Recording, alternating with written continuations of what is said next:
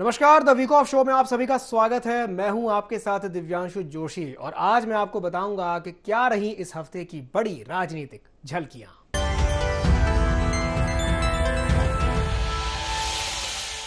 प्रधानमंत्री नरेंद्र मोदी ने मध्य प्रदेश को एक बड़ी सौगात दी है।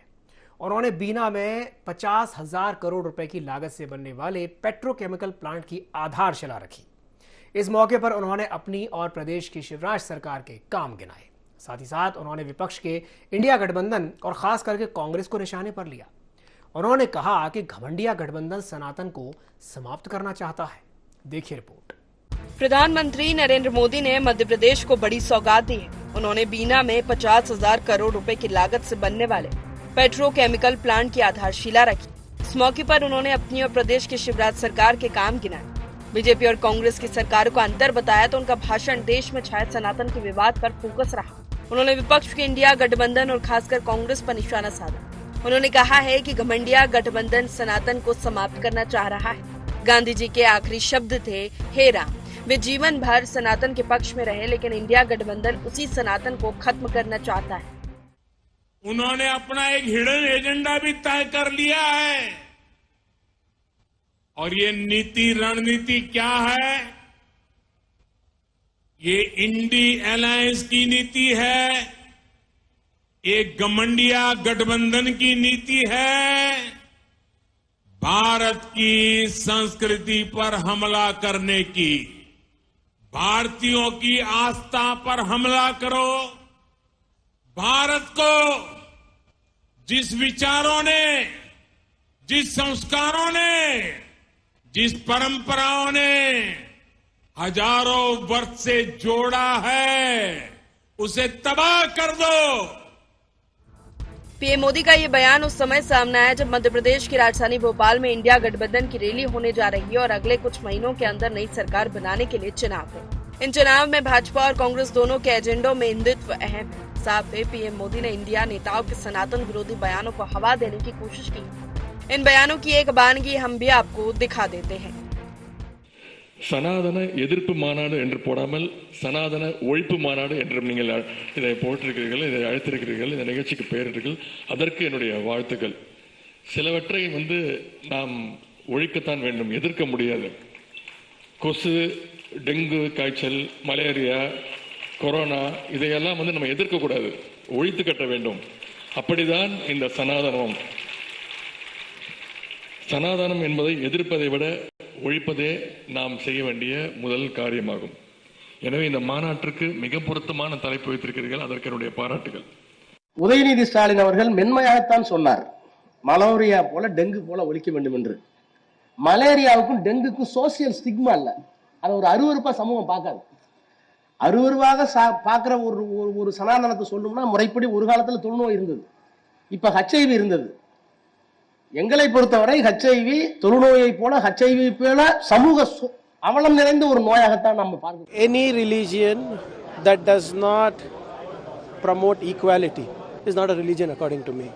Any religion which does not give you equal rights, does not treat you like humans, is not a religion. So it's as good as a disease. और ऐसे मोदी जी को अगर और शक्ति मिलेगी देश में तो समझो फिर इस देश में सनातन धर्म और आरएसएस की हुकूमत आएगी। उधर कांग्रेस पीएम मोदी के इस बयान को उनकी हताशा बता रही है। कांग्रेस का कहना है कि भाजपा के पास अपनी उपलब्धियों के नाम पर कुछ है नहीं, ऐसे में वो सनातन की आड़ ले रही है। जो बयान मोदी जी ने दिया, हमें उम्मीद थी कि शायद कुछ विकास की बात करेंगे, कोई उपलब्धि होगी तो उसे गिना सकेंगे, पर इससे सिद्ध हो गया कि उनके पास कोई उपलब्धि नहीं है। न प्रदेश में कोई उपलब्धि है सरकार की बीजेपी की, न देश में कोई उपलब्धि है बीजेपी की सरकार की। इसीलिए वो इस स्तर के ऊपर अगर बयान देने आ गए हैं तो मुझे लगता है कि ये प्रधानमंत्री के पद को शोभा नहीं देता है। सनातन का कोई विरोधी नहीं है, बीजेपी मुद्दा बनाना चाहती है। और दूसरी बात यह है कि अगर प्रधानमंत्री के भाषण में इंडी नाम 9 बार आता है, घमंडी नाम 6 बार आता है और भारतीय जनता पार्टी का नाम केवल 2 बार आता है, तो आप समझ सकते हैं कि ये सिर्फ और सिर्फ हार की सुगबुगाहट है जो पहले आ गई है और बीजेपी अपनी हार की तैयारी कर रही है। अगर उनके पास कोई उपलब्धि होती तो उपलब्धियां गिनाती। मध्य प्रदेश में पीएम मोदी की भाजपा का मुख्य चुनावी चेहरा है। वो एक और केंद्र सरकार की सौगातों से मध्य प्रदेश के मतदाताओं को साध रहे हैं, तो कांग्रेस पर उनके तीखे हमले जारी है। सनातन धर्म के अपमान के विवाद को हवा देकर उन्होंने कांग्रेस को कटघरे में खड़ा कर दिया है। देखना ये है कि कांग्रेस इससे कैसे बाहर आती है। Bureau report, IND24। Madhya Pradesh में चुनावी यात्राओं का दौर चल रहा है। सत्ता पक्ष हो या विपक्ष, दोनों ही जनमत को अपने पक्ष में करने के लिए यात्राएं निकाल रहे हैं। बीजेपी जन आशीर्वाद यात्रा निकाल रही है। 5 जगहों से राष्ट्रीय स्तर के नेताओं ने इन यात्राओं का आगाज किया और देश भर के बड़े नेता इसमें शामिल हो रहे हैं। जगह जगह सभाओं का दौर चल रहा है। सरकार के काम गिनाए जा रहे हैं। साथ ही साथ निशाने पर कांग्रेस के साथ इंडिया गठबंधन भी है। मध्य प्रदेश में चुनावी यात्राओं का दौर चल रहा है। सत्ता पक्ष हो या विपक्ष, दोनों जनमत को अपने पक्ष में करने यात्राएं निकाल रहे हैं। भाजपा जन आशीर्वाद यात्रा निकाल रही है। 5 जगहों से राष्ट्रीय स्तर के नेताओं ने इन यात्राओं का आगाज किया है और देश भर के बड़े नेता इसमें शामिल हो रहे हैं। जगह जगह सभाओं का दौर चल रहा है। सरकार के काम गिनाए जा रहे हैं। साथ ही निशाने पर कांग्रेस के साथ एनडीए गठबंधन है। देखिए, मेरा तो ये मानना है कि अभी देश में 2-3 महीना से जो एक माहौल बना है, उस माहौल में कोई गलती से भी कांग्रेस आ गया तो आज तमिलनाडु से जो माहौल पैदा हुआ है, पूरा देश को वो माहौल ने पूरा फंसा लेगा। संकेत साफ है। बीजेपी की नजर विधानसभा के साथ लोकसभा चुनाव पर भी है। यात्राओं का समापन भोपाल में होगा। इस मौके पर कार्यकर्ता महाकुंभ होगा, जिसे पीएम मोदी संबोधित करेंगे। कार्यकर्ता महाकुंभ में 10 लाख लोगों को जुटाने की तैयारी है। बीजेपी के बाद अब कांग्रेस भी इसी राह पर चल पड़ी है। कांग्रेस 19 सितंबर को गणेश चतुर्थी के दिन से जन आक्रोश यात्रा निकालने जा रही है। कांग्रेस की 7 यात्राएं निकलेंगी, जो 15 दिन में 11,400 किलोमीटर की दूरी तय कर प्रदेश के सभी 230 विधानसभा क्षेत्रों को कवर करेंगी। इनकी अगुवाई नेता प्रतिपक्ष डॉक्टर गोविंद सिंह, पूर्व मंत्री कमलेश्वर पटेल, जीतू पटवारी, पूर्व नेता प्रतिपक्ष अजय सिंह राहुल, पूर्व प्रदेश अध्यक्ष सुरेश पचौरी, कांतिलाल भूरिया, अरुण यादव करेंगे। इस दौरान कमलनाथ भी प्रदेश भर में होने वाली इन 7 यात्राओं में शामिल होंगे। कांग्रेस का दावा है कि मध्य प्रदेश की बर्बादी और बदहाली के खिलाफ ये यात्रा निकाली जा रही है। इस यात्रा का लक्ष्य है प्रदेश की जनता को गुमराह करने और डराने की राजनीति से सावधान करना। भाजपा का मूल चेहरा, एक मूल चेहरा है, वो खो गया है। अब 4 नए चेहरे हैं। बनावटी भाजपा, दिखावटी भाजपा, मिलावटी भाजपा और सजावटी भाजपा। 18 सालों की प्रदेश की बर्बादी और बेहाली का जनता में शिवराज सरकार के खिलाफ जो असंतोष है, वो अब जन आक्रोश में तब्दील हो गया है। समूचे मध्य प्रदेश में चारों ओर भयंकर अराजकता, अपराध, भय, भ्रष्टाचार और लूट की खुली छूट है। आज मध्य प्रदेश के कोने कोने में जन आक्रोश का ये स्वर सुनाई देता है। बस जनता की इसी आवाज को सुनकर हम जन आक्रोश यात्रा का ये आगाज कर रहे हैं। वहीं बीजेपी इस पर तंज कस रही है। बीजेपी का कहना है कि बीजेपी ने जनता के हित में काम किए हैं, वो जनता के आशीर्वाद के हकदार है, इसलिए जन आशीर्वाद यात्रा निकाल रही है। कांग्रेस ने सत्ता में रहने पर कुछ नहीं किया, इसलिए जनता में उसके प्रति आक्रोश है। ऐसे में वो जन आक्रोश यात्रा ही निकालेगी। हम 5 साल जन सेवा, जन कल्याण और विकास के काम करते हैं। चुनाव के समय जनता से आशीर्वाद लेने के लिए निकलते हैं। इतने दिन में जो देखने में आया कि इस बार जन आशीर्वाद यात्राओं को ऐतिहासिक और अभूतपूर्व समर्थन मिल रहा है, उसके आधार पर यह कहा जा सकता है कि भारतीय जनता पार्टी की सरकार पूरे स्पष्ट बहुमत के साथ बनेगी। आशीर्वाद लेने का अधिकार हमेशा प्रदान करता रहे और उनको जन आक्रोश यात्रा करने के लिए आशीर्वाद देता है। मध्य प्रदेश में विधानसभा चुनाव की तारीखों के ऐलान में 1 महीने से भी कम समय बाकी है। दोनों पार्टियां आचार संहिता लगने से पहले जनता के बीच अपनी पैठ बनाने में कोई कसर बकाया नहीं रख रही है। बीजेपी सरकार के काम गिनाकर जनमत को अपने पक्ष में करने की कोशिश में है, तो कांग्रेस की कोशिश जन आक्रोश को भुनाने की है। देखना यह है कि इसमें कौन बाजी मारता है। Bureau report, IND24। चुनावी साल में शिवराज सरकार का महिलाओं पर विशेष फोकस है। सीएम शिवराज ने लाडली बहना योजना के बाद अब लाडली बहना आवास योजना की शुरुआत की है। लाडली बहना आवास योजना में महिलाओं को फ्री में घर दिए जाएंगे। देखिए रिपोर्ट। मध्य प्रदेश में मतदाताओं को साधने की होड़ मची है और सबसे ज्यादा फोकस महिला वोटर्स पर है। बीजेपी और कांग्रेस दोनों महिला मतदाताओं को साधने में जुटी हैं। लेकिन इसमें बीजेपी बाजी मारती नजर आ रही है। शिवराज सरकार की लाडली बहना योजना बीजेपी का बड़ा चुनावी हथियार बनती जा रही है। लाडली बहना योजना बनी 2023 का चुनावी हथियार। लाडली बहना योजना से शिवराज ने साध ली आधी आबादी। 1,31,00,000 महिलाओं को हर माह मिल रहे 1,000 रुपए। अगले महीने से महिलाओं के खाते में आएंगे 1,250 रुपए। लाडली बहनों को हर माह 3,000 रुपए देने का है वादा। लाडली बहना और उज्ज्वला योजना के हितग्राहियों को 450 में गैस सिलेंडर। 1 करोड़ से अधिक परिवारों को मिलेगा सस्ते सिलेंडर के योजना का लाभ। महिलाओं के लिए नए घर की सौगात भी लेकर आई शिवराज सरकार। शिवराज सरकार ने की लाडली बहना आवास योजना 2023 की शुरुआत। लाडली बहना आवास योजना 2023 महिलाओं को फ्री में मिलेंगे घर। सीएम शिवराज सिंह चौहान ने इन दिनों अपना पूरा फोकस महिलाओं को साधने पर कर रखा है। उन्हें भरोसा भी है कि बहनों के आशीर्वाद का हाथ उनके सिर पर ही होगा। मेरी बहनों, हमने फैसला कर दिया है कि अब रसोई गैस का सिलेंडर 450 रुपया में लाडली बहनों को और उज्ज्वला के जो हितग्राही बहनें हैं उनको मिलेगा। इसमें मैं फिर एक बार कह रहा हूं, पात्र कौन सी बहनें होंगी? उज्ज्वला की जितनी हितग्राही है, उज्ज्वला प्रधानमंत्री उज्ज्वला योजना की, वो सब इसमें पात्र होंगी। और इसके साथ साथ जितनी लाडली बहनाएं हैं वो भी, उनको भी 450 रुपए में रसोई गैस का कनेक्शन मिलेगा। मेरे बहनों और भाइयों, हम जो कहते हैं वो करते हैं। मैं आपसे अपील कर रहा हूं, जो सरकार आपके लिए काम कर रही है, आपके सुख और दुख देख रही है, आपके साथ खड़ी है, तो आपको भी उसके साथ खड़े होना चाहिए। वहीं कांग्रेस इसे भाजपा का भ्रम बता रही है। कांग्रेस का कहना है कि भाजपा को एहसास हो चुका है कि उसकी विदाई तय है, इसलिए वो लोक लुभावन वादे कर रही है। लेकिन महिलाओं को भी पता है कि ये सब वोट साधने की कवायद है। अगर सरकार को सचमुच इसकी चिंता होती, ये सब ऐलान करने में 18 साल ना लगाते। ये सरकार पूरी तरह से बौखला गई है। रातों की नींद खराब हो चुकी है। भाजपा समझ रही है कि उनकी जमीन खसक चुकी है और इसलिए रोज नए वादे करती है। कहीं लाडली बहना को पैसे देने की बात कर रहे हैं, तो हमने गैस की टंकी की घोषणा करी कि हम 500 रुपए में सभी बहनों को टंकी देंगे, तो कह रहे हैं हम 450 में देंगे। अब कह रहे हैं कि हम घर देंगे।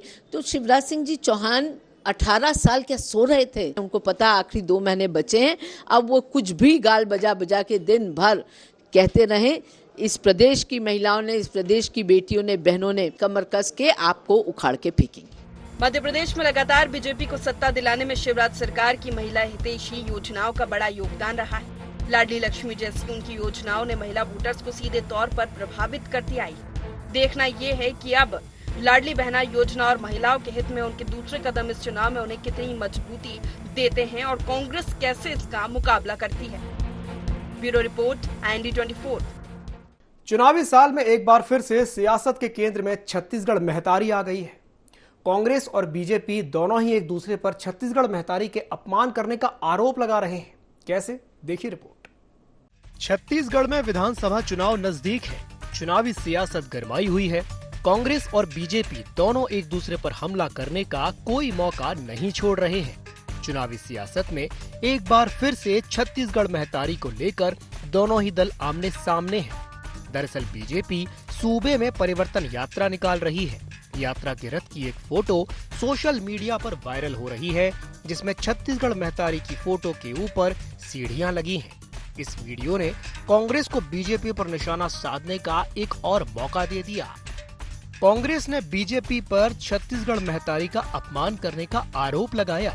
यही नहीं, कांग्रेस ने बीजेपी के राष्ट्रीय अध्यक्ष JP नड्डा का पुतला भी जलाया। साथ ही साथ परिवर्तन यात्रा को कांग्रेस की नकल बताया। छत्तीसगढ़ महतारी से प्रेम है न छत्तीसगढ़ की जनता से प्रेम है। ये परिवर्तन यात्रा भी चुराया हुआ है। नाम तो हमारा है, हमारे नेता नंद कुमार पटेल जी ने परिवर्तन यात्रा निकाला था। झीरम घाटी पे उस पर हमला हुआ और हमारे सारे नेता मारे गए। तो ये दाग तो भारतीय जनता पार्टी के सरकार के ऊपर ही है। इनको छत्तीसगढ़ महतारी से कोई लगाव नहीं है। छत्तीसगढ़ महतारी के अंतर उसके पेट में जो खजाना है, खनिज हैं, लोहा है, कोयला है, हीरा है और पत्थर है, ऐसे चीज़ों से उनको विशेष लगाव है। वहीं कांग्रेस के वार पर बीजेपी ने भी पलटवार किया। बीजेपी ने कांग्रेस को निशाने पर लेते हुए कहा कि हमने तो छत्तीसगढ़ महतारी की फोटो रथ के ऊपर लगाई है, लेकिन कांग्रेस ने तो अपने पैम्पलेट में सीएम के पैर के नीचे महतारी की फोटो लगाई है। बीजेपी का कहना है कि वो 2003 में परिवर्तन यात्रा 4 कोनों से निकाल चुकी है। इस बार भी परिवर्तन यात्रा से सत्ता बदलेगी। उनसे पूछो ना भाई, उनके पैम्पलेट में मुख्यमंत्री के पांव के नीचे छत्तीसगढ़ मातारी का फोटो भाजपा ने ऊपर लगाया दिल पे। उनकी याददाश्त थोड़ा तेज कर दो, 2003 में भाजपा निकाल चुकी है और जोगी सरकार को परिवर्तित किया और अभी भी करेंगे। छत्तीसगढ़ में चुनावी सियासत गरमाई हुई है। दोनों ही दल एक दूसरे पर हमला करने का कोई मौका नहीं छोड़ रहे हैं। चुनावी सियासत में एक बार फिर छत्तीसगढ़ महतारी को लेकर महाभारत छिड़ गई है। अब देखना दिलचस्प होगा कि छत्तीसगढ़ के महतारी के अपमान पर जनता किसे सबक सिखाती है। रायपुर से IND 24 के लिए ब्यूरो चीफ निधि प्रसाद की रिपोर्ट। छत्तीसगढ़ में विधानसभा चुनाव नजदीक है। ऐसे में कांग्रेस और बीजेपी का केंद्रीय नेतृत्व कमान संभाले हुए है। पीएम मोदी का छत्तीसगढ़ पर विशेष फोकस है। पीएम मोदी एक बार फिर से छत्तीसगढ़ के दौरे पर पहुंचे, जहां उन्होंने सूबे को करोड़ों के विकास कार्यों की सौगात दी। तो वहीं कांग्रेस पीएम मोदी के दौरे पर तंज कस रही है। देखिए रिपोर्ट। छत्तीसगढ़ में मिशन 23 का आगाज हो चुका है। बीजेपी और कांग्रेस चुनावी जीत की तैयारियों में जुटी हैं। इस बार केंद्रीय नेतृत्व का छत्तीसगढ़ पर विशेष फोकस है। दोनों ही दलों के केंद्रीय नेता लगातार राज्य का दौरा कर रहे हैं। पीएम मोदी के फोकस में भी छत्तीसगढ़ है। यही वजह है कि पीएम मोदी एक बार फिर रायगढ़ दौरे पर पहुंचे। ये पीएम मोदी का 10वां छत्तीसगढ़ दौरा था, जहां उन्होंने सूबे को करोड़ों के विकास कार्यों की सौगात दी। इस मौके पर पीएम मोदी ने कहा कि छत्तीसगढ़ के लिए केंद्र सरकार ने खजाना खोल दिया है। छत्तीसगढ़ विकास की दिशा में एक बड़ा कदम उठा रहा है। छत्तीसगढ़ हमारे लिए देश के विकास के पावर हाउस की तरह है। छत्तीसगढ़ हमारे लिए देश के विकास के पावर हाउस की तरह है। इसके साथ ही पीएम मोदी ने इंडिया गठबंधन पर भी जमकर निशाना साधा। पीएम ने इंडिया गठबंधन को घमंडिया गठबंधन करार देते हुए कहा कि ये गठबंधन सनातन संस्कृति को तोड़ना चाहता है। भाजपा सरकार के प्रयासों के बाद आज छत्तीसगढ़ की पहचान यहाँ के विकास कार्यों की वजह से हो रही है। इन लोगों ने मिलकर एक इंडी गठबंधन बनाया है। कुछ लोग इसे गठबंडिया गठबंधन भी कहते हैं। अब इंडी गठबंधन ने तय किया है कि वो भारत की सनातन संस्कृति को समाप्त करके रहेगा। यानी जो संस्कृति हजारों साल से भारत को एक किए हुए है, सत्ता के लालच में ये लोग अब उसे तोड़ना चाहते हैं। सनातन संस्कृति को समाप्त करने का ऐलान इंडी अलायंस के लोगों ने किया है।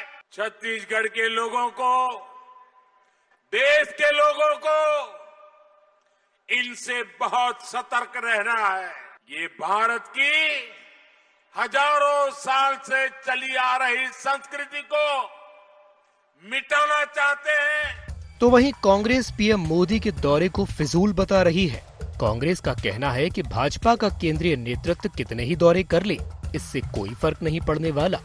इसके साथ ही मौसम के मद्देनजर पीएम मोदी का दौरा टलने की खबरों पर कांग्रेस ने तंज कसते हुए कहा कि राम के बाद अब बीजेपी के साथ इंद्रदेव भी नहीं है। कितने ही वो यहाँ आकर प्रयास करें, नाकाम रहेंगे, नाकाम। इंद्रदेव भी नहीं, हाँ बिल्कुल, इंद्रदेव भी साथ नहीं है। हमारे यहाँ हरियाणा में बोलते हैं कि राम जी बरस रहे हैं, तो राम जी की कृपा हो रही है। छत्तीसगढ़ में विधानसभा चुनाव में ज्यादा समय नहीं बचा है। कांग्रेस और बीजेपी के केंद्रीय नेतृत्व ने पूरी ताकत झोंक दी है। ऐसे में पीएम मोदी का रायगढ़ दौरा खास माना जा रहा है। रायगढ़ से ही पिछले चुनाव में कांग्रेस ने बीजेपी को शिकस्त दी थी। अब देखना होगा कि पीएम मोदी की सौगातें और संबोधन सूबे की जनता को कितना प्रभावित कर पाती हैं। रायपुर से IND 24 के लिए ब्यूरो चीफ निधि प्रसाद की रिपोर्ट। छत्तीसगढ़ में चुनावी संग्राम के बीच रेल पर सियासत गर्मा गई है। सूबे में लगातार रद्द हो रही ट्रेनों को लेकर के केंद्र सरकार के खिलाफ मोर्चा खोल दिया गया है। कांग्रेस ने इस मुद्दे को लेकर के प्रदेश भर में रेल रोको आंदोलन करके मोदी सरकार पर जमकर निशाना साधा। तो वहीं बीजेपी कांग्रेस पर विकास विरोधी होने का आरोप लगा रही है। देखिए रिपोर्ट। छत्तीसगढ़ में ट्रेनें निरस्त होने का सिलसिला लंबे समय से जारी है, जिसे लेकर भूपेश सरकार ने प्रधानमंत्री और रेल मंत्री को पत्र भी लिखे, लेकिन स्थिति की जस की तस बनी हुई है। अब इस समस्या को लेकर कांग्रेस रेल पटरियों पर पहुंच गई। कांग्रेस ने प्रदेश भर में रेल रोको आंदोलन किया। कांग्रेस का कहना है कि भाजपा की कथनी और करनी में अंतर है। रेल की बोगियां कम की जा रही है। रेलवे स्टेशन की स्थिति आज बद से बदतर है। पहले सीनियर सिटीजन को डिस्काउंट दिया जाता था, अब वो सब बंद कर दिया गया है। यात्री ट्रेनों को कम करने का प्रयास किया जा रहा है। हम जनता की लड़ाई लड़ रहे हैं। कि भारतीय जनता पार्टी की करनी और कथनी में जमीन आसमान का फर्क है। 70 साल में कांग्रेस ने क्या किया? 70 साल में कांग्रेस ने एक आम आदमी, मध्यम वर्गीय परिवार के आदमी की सहूलियत का और सस्ता सरल उपाय ट्रेन को बहुत अच्छा बनाया, सुरक्षित बनाया और उसको चलाने का भी काम किया। इन 8 सालों में क्या हो गया भारतीय जनता पार्टी की सरकार में कि ट्रेनों के डब्बों को, बोगियों को कम करने का प्रयास किया जा रहा है, कम किया जा रहा है।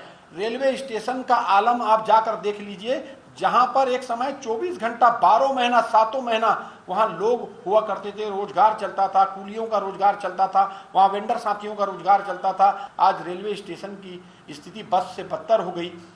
जनता का विश्वास रेल से उठ गया।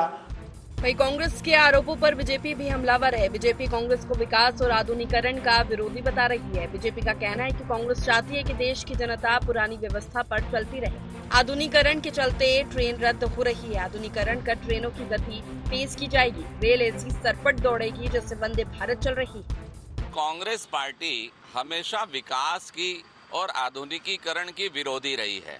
ये चाहती थी कि देश के लोग, देश के युवा वैसे ही पुरानी चीजों पर आधारित व्यवस्था पे चलते रहें। भारतीय जनता पार्टी, नरेंद्र मोदी जी लगातार देश का आधुनिकीकरण कर रहे हैं। अब अनेक रेलवे स्टेशनों का आधुनिकीकरण हो रहा है। जहां तीसरी रेलवे लाइन नहीं है, वहां तीसरी रेलवे लाइन लग रही है और निश्चित रूप से इस आधुनिकीकरण के कारण कहीं न कहीं रेल का यातायात बाधित है। उसे आगे आधुनिकीकरण करके बहुत तेज किया जाएगा ताकि युवाओं को, उद्योगपतियों को, किसानों को अपने गंतव्य में पहुंचने में कम से कम समय लगे। रेलें तो ऐसे सरपट चलेगी जैसे वंदे भारत चल रही है। छत्तीसगढ़ में बीजेपी और कांग्रेस दोनों ही चुनावी जीत की जद्दोजहद में लगी हैं। दोनों पार्टियां एक दूसरे पर हमला करने का कोई मौका नहीं छोड़ रही। चुनावी सियासत के बीच के अब कांग्रेस ने रेल को मुद्दा बना लिया है। अब देखना होगा कि जनता इस मुद्दे को कितना तवज्जो देती है। ये तो विधानसभा चुनाव के परिणाम ही बताएंगे। रायपुर से IND24 के लिए ब्यूरो चीफ निधि प्रसाद की रिपोर्ट। छत्तीसगढ़ में बीजेपी ने परिवर्तन का शंखनाद परिवर्तन यात्रा से कर दिया है। यात्रा दंतेवाड़ा से शुरू की गई, जिसे बीजेपी के प्रदेश प्रभारी ओम माथुर ने हरी झंडी दिखा करके रवाना किया। बीजेपी की इस परिवर्तन यात्रा के साथ ही साथ अब सियासत भी गर्मा गई है। कांग्रेस यात्रा को लेकर के तंज कस रही है। देखिए रिपोर्ट। छत्तीसगढ़ में मिशन 23 का आगाज हो गया है। इसके साथ ही बीजेपी ने परिवर्तन का शंखनाद भी कर दिया है। बीजेपी पूरे प्रदेश में परिवर्तन यात्रा निकाल रही है। पहली परिवर्तन यात्रा दंतेवाड़ा से शुरू हुई, जिसे प्रदेश प्रभारी ओम माथुर ने रवाना किया, जबकि दूसरी परिवर्तन यात्रा 15 सितंबर को जशपुर से शुरू होगी, जिसे बीजेपी के राष्ट्रीय अध्यक्ष JP नड्डा रवाना करेंगे। दोनों ही यात्राओं का बिलासपुर में समापन होगा। बीजेपी की परिवर्तन यात्रा को केंद्रीय गृह मंत्री अमित शाह रवाना करने वाले थे, लेकिन शाह का दौरा रद्द हो गया। फिर केंद्रीय मंत्री स्मृति ईरानी के आने की चर्चाएं चली, लेकिन वे भी जगदलपुर तक आने के बाद कोलकाता के लिए रवाना हो गयीं। तो वहीं बीजेपी की परिवर्तन यात्रा को लेकर कांग्रेस तंज कस रही है। कांग्रेस का कहना है कि जिसकी शुरुआत ही ऐसी हुई है तो उसका अंत क्या होगा। तो वहीं बीजेपी भी कांग्रेस के वार पर पलटवार कर रही है। जिसकी शुरुआत ऐसी है तो उसका अंत क्या होगा। अमित शाह जी आए नहीं, उस परिवर्तन यात्रा शुरू कर रहे थे। अरे भैया, पहले बात है शुरुआत क्या हुआ है पहले बता दो। तो शुरुआत ही उनके जो परिवर्तन यात्रा जो निकाल रहे हैं उसकी शुरुआत ही खराब हो गया, तो उसके बारे में अब क्या बोलें। भाई, अमित शाह जी पहले आए थे, दुर्ग का कार्यक्रम उनका फ्लॉप रहा। उसके बाद आए जब आरोप पत्र लगाने तो हाल खाली था। आज जब वो दंतेवाड़ा परिवर्तन यात्रा के लिए आए, उसको हरी झंडी दिखानी थी, वहाँ पता चला कि भीड़ ही नहीं आ रही है। तो अपना दौरा ही स्थगित कर दिए। तो अमित शाह जी का अनुभव छत्तीसगढ़ के लिए ठीक नहीं है। कांग्रेस की वादा खिलाफी को लेकर भारतीय जनता पार्टी की 2 परिवर्तन यात्राएं प्रारंभ हो रही हैं और आज 12 तारीख को दंतेवाड़ा मां दंतेश्वरी जी से आशीर्वाद लेकर ये परिवर्तन यात्रा प्रारंभ हुई है। दूसरी यात्रा जो है वो जशपुर में से निकलकर 39 विधानसभाओं से गुजरते हुए ये भी बिलासपुर में पहुंचेगी। आज माननीय केंद्रीय गृह मंत्री अमित शाह जी आने वाले थे, किन्हीं कारणों से वो आज के कार्यक्रम में नहीं आ पाए और साथ ही साथ स्मृति ईरानी जी जो जगदलपुर आ गई थी, जिनको शामिल होना था, लेकिन जगदलपुर से दंतेवाड़ा चूंकि हेलीकॉप्टर खराब मौसम की वजह से वो वहां नहीं जा पाए। परिवर्तन यात्रा निश्चित रूप से आगे बढ़ रही है और इसमें अनेक केंद्रीय मंत्री और अनेक बड़े नेता इसमें शामिल होंगे। दूसरी जो हमारी जशपुर से यात्रा प्रारंभ हो रही है उसमें हमारे राष्ट्रीय अध्यक्ष नड्डा जी शामिल होंगे। छत्तीसगढ़ में मिशन 23 फतह करने के लिए कांग्रेस बीजेपी दोनों ही अपनी अपनी तैयारी कर रही हैं। बीजेपी ने परिवर्तन के लिए परिवर्तन की राह अपनाई है। इस यात्रा के जरिए बीजेपी जनता को केंद्र सरकार की उपलब्धियां बताएगी, लेकिन अब देखना दिलचस्प होगा कि बीजेपी की परिवर्तन यात्रा का चुनाव में उसे कितना फायदा मिलता है। रायपुर से IND24 के लिए ब्यूरो चीफ निधि प्रसाद की रिपोर्ट। तो ये थी इस हफ्ते की प्रमुख राजनीतिक झलकियां। द वीक ऑफ शो में फिलहाल के लिए इतना ही। खबरों का सिलसिला लगातार जारी है। आप बने रहिए IND24 के साथ। नमस्कार।